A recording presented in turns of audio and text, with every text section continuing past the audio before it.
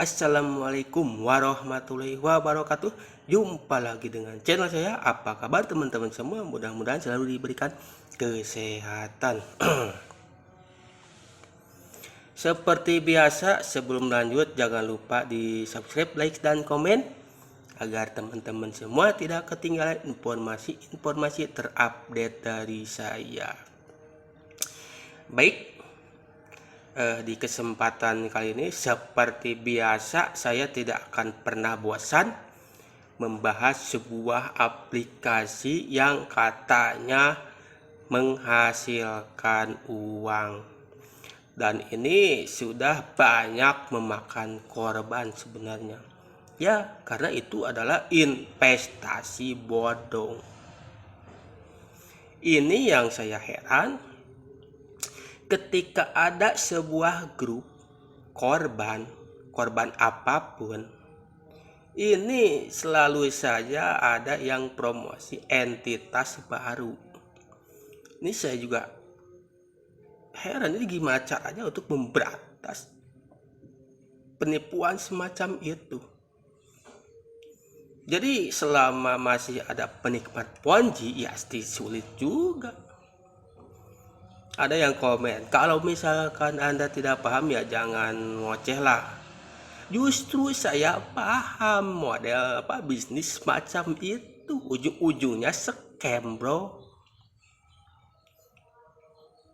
Nah, ini saya tampilkan.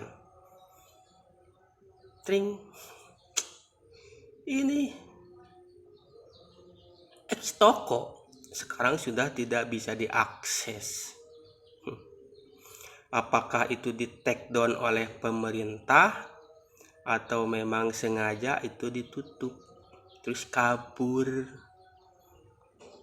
begitu. Ini banyak bisnis-bisnis semacam ini, tapi kenapa sih masih banyak yang terjerumus? Pokoknya gampang saja sih mengenali apa itu Ponzi.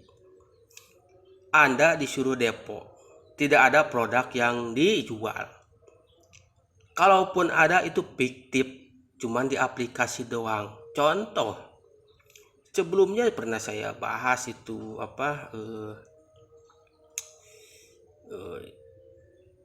Enel Green Power. Itu pernah dulu awal-awal video saya itu, memang itu sudah skemnya sudah lama. Itu ya fiktif pembangkit listriknya. Jadi Anda itu dibodoh-bodohi. Nah, ini X-Toko juga kalau dilihat komentarnya ya ini scam, udah ketutup. Padahal scam itu artinya bukan tutup sih sebenarnya.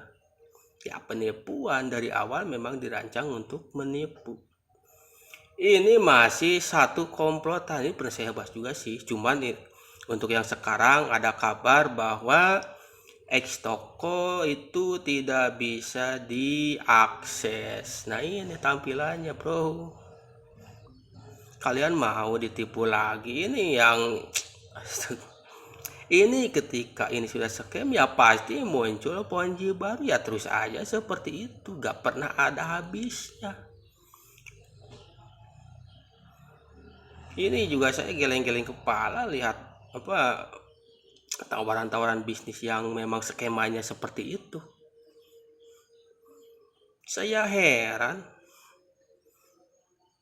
Ada orang yang doyan ditipu, udah tertipu loncat ke Ponzi lain, tertipu lagi. Itu BDH BDHI. Apa itu BDHI? Ya silakanlah terjemahkan sendiri apa itu BDHI. Karena sudah dikasih tahu tapi ngeyel. Memang hobinya itu ditipu, itu BDHI. Beda dengan orang awam, memang real awam, dia tertipu, dikasih tahu, oh iya ternyata ini penipuan, langsung sadar itu awam, wajar. Ada yang BDC ya itu C-nya culas lah. BDC dia itu ya sudah paham yang namanya skema Ponzi. dia lompat lagi ke Ponzi yang lain, tawarkan lagi bisnis yang baru. Sudah jelas itu penipuan, masih ditawarkan. Parahnya lagi masih ada yang percaya. Ini mantan alumni YouTube juga ada yang ke TikTok. YouTube sampai sekarang gimana nasibnya bro? Pak, ini kan Pak Ustadz katanya. Itu kan penipuan. Hijrah ke detox. Itu yang ngakunya si Ustadz. Maaf ini saya bukan masa Ustadznya, tapi sih ya lebih ke ya namanya Ponzi kan permainan uang itu sebenarnya semi judi juga sih. Ya berarti haram.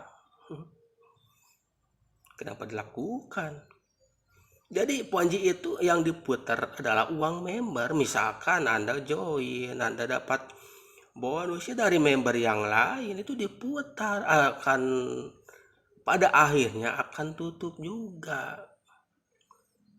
Ini jadi jangan menyalahkan para haters, ya hater, pembenci skema Ponzi, pembenci yang namanya bisnis bodong, ya benci karena banyak penipuannya. Model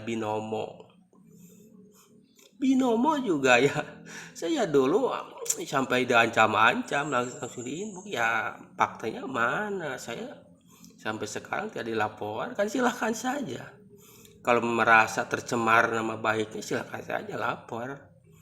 Cuman masalahnya Anda ya sama saja menyerahkan diri ke polisi, karena ya jelas dalam undang-undang negara kita, siapapun yang menawarkan investasi bodong ya kena pidana.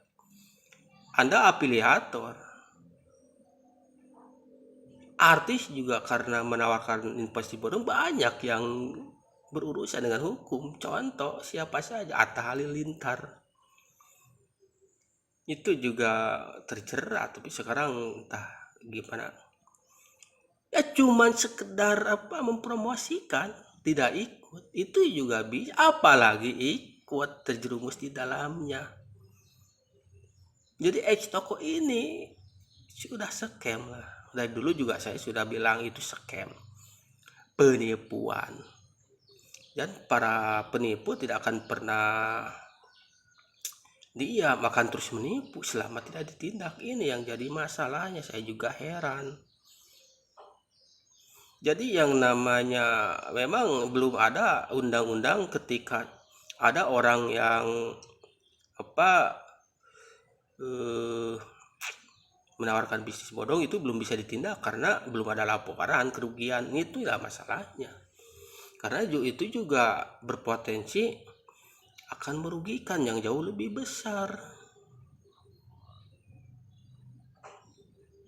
Ini sebenarnya saya sih usulan kalau misalnya ada aplikasi penghasil uang, itu pemerintah langsung take down, langsung ditindak sebenarnya, tanpa harus melapor kerugian dulu.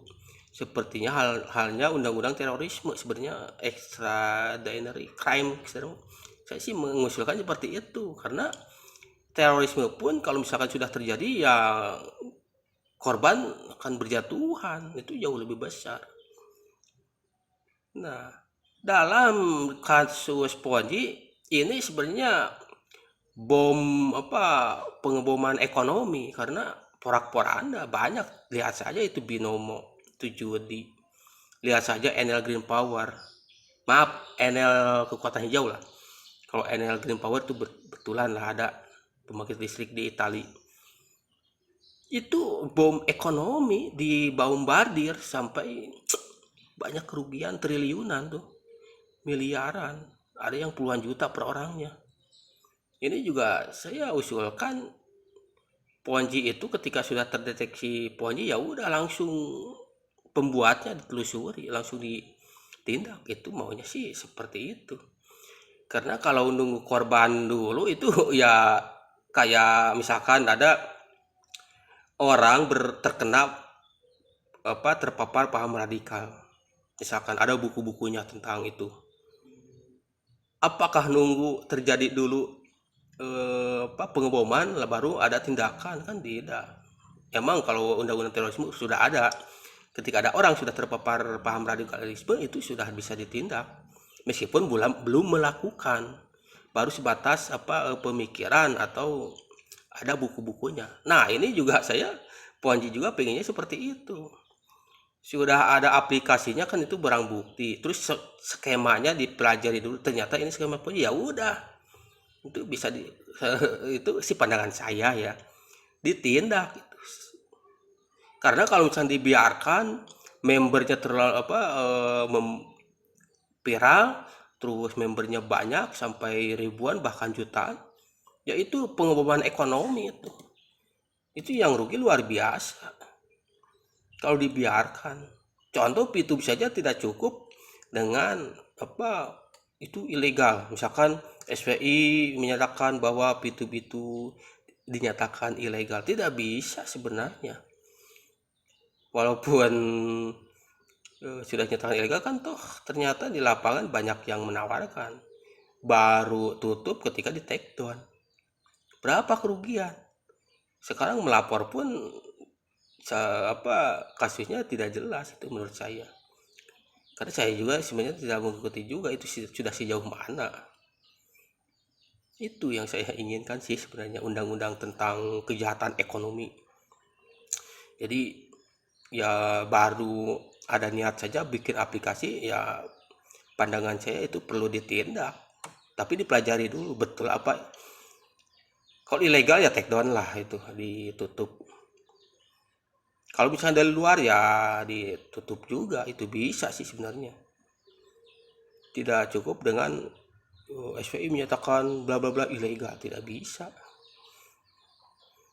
Kalau dibiarkan ya akan membludak gitu. Oke, cukup sekian. Jadi ini yang saya bahas sebenarnya ex toko, jadi tidak bisa dibuka. Nah ini buktinya. Oke, cukup sekian. Assalamualaikum warahmatullahi wabarakatuh. Salam cerdas.